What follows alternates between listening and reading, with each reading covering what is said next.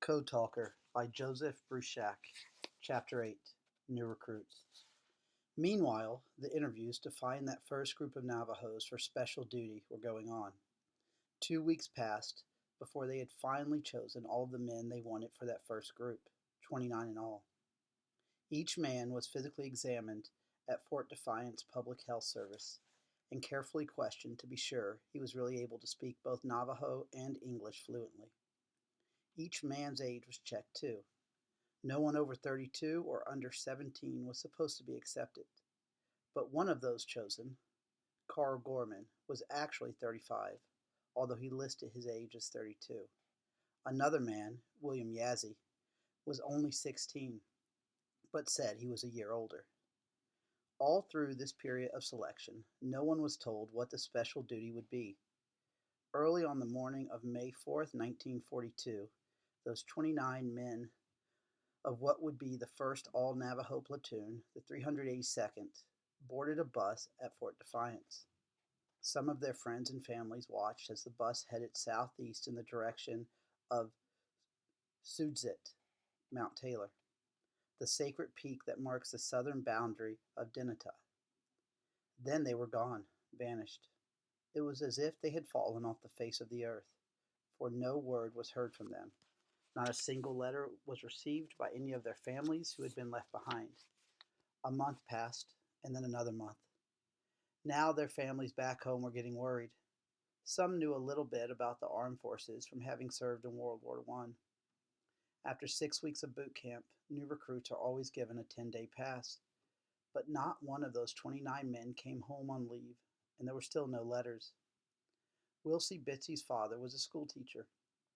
His son had promised to keep him informed of how he was doing. Carl Gorman's father was influential in the politics of our tribe and a successful businessman. Both Mr. Bitsy and Mr. Gorman decided to do something. They wrote directly to the Marines and complained to the Indian agent. They expected answers, but when those answers came, they were not very satisfactory.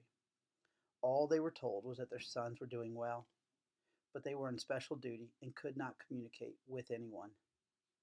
After a while, when no one had heard anything from those first 29 Navajos, people began making jokes about what must have happened to them. One joke was that the white men must have eaten them. When someone said that to me, knowing how much I still wanted to be a Marine myself, I had an answer for them. Well, I said, I have always wanted to see what it was like in a billigana kitchen. Those jokes finally stopped 4 months later when one of those 29 men suddenly reappeared at Fort Defiance. When he had left, we had simply known him as Johnny Maludo. When he graduated from Navajo High School several years before and was still remembered there as a serious and hard-working student. Now he was a different man. He was Corporal Johnny Menaludo of the 382nd, and he wore the bright, impressive uniform of a U.S. Marine. The other Navajo men of the first 29 had been sent on assignment overseas, but he and John Benally, another member of the Navajo 382nd, had been given a different job. They were staying on as instructors for the next group of Navajo recruits. Johnny Menaludo's duty was to recruit from our eastern half of the big Navajo reservation. He did so in style, wearing his spotless new corporal's uniform as he spoke on street corners and in chapter houses. People were impressed, not just by his words, but by how he looked. Those who had known him before said that he truly seemed to be a different person. He looked to have grown taller during the short time he was gone, and he carried himself more like a white man than an Indian.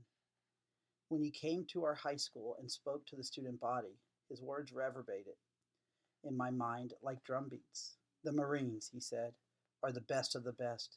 We are always the first to fight. Our motto is Semper Fidelis, always faithful. He looked like an eagle staring down from a high mountain crag as his eyes swept over his audience of awed young Navajo men. Soon you may be called up to fight by the draft. If that happens, you will not be able to choose which branch of the armed forces to join.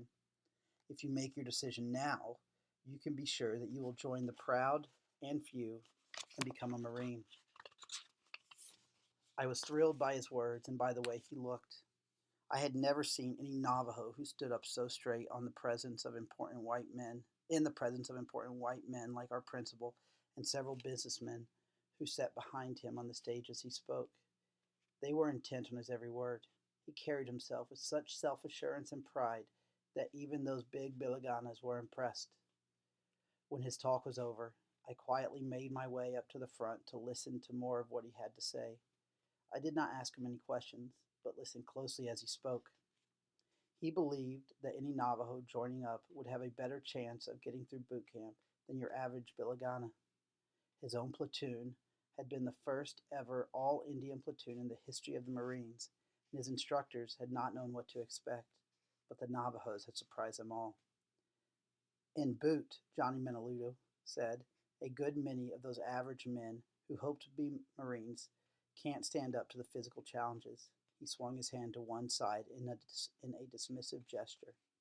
They wash out. It's too hard for your average man to get used to marching long distances and carrying heavy packs, to running and climbing obstacles.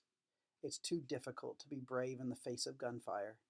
In most recruit platoons, there are even men who have never held a gun. When he said that, some of us turned to look at each other. It was hard to believe that anyone, man or woman, could grow up to adulthood without ever having used a gun. Every one of us carried a rifle when we hunted to provide food for our families, or when we were out at, at, at sheep camp and had to protect our herds from creatures that might hurt them. Do you know how many of the 29 men in our platoon washed out? Johnny Menaluto asked us. Not even one. I was not surprised. Those things that he said a Marine recruit needed to learn were part of our everyday life, were part of our everyday Navajo life back then. We were used to walking great distances over hard terrain while carrying things.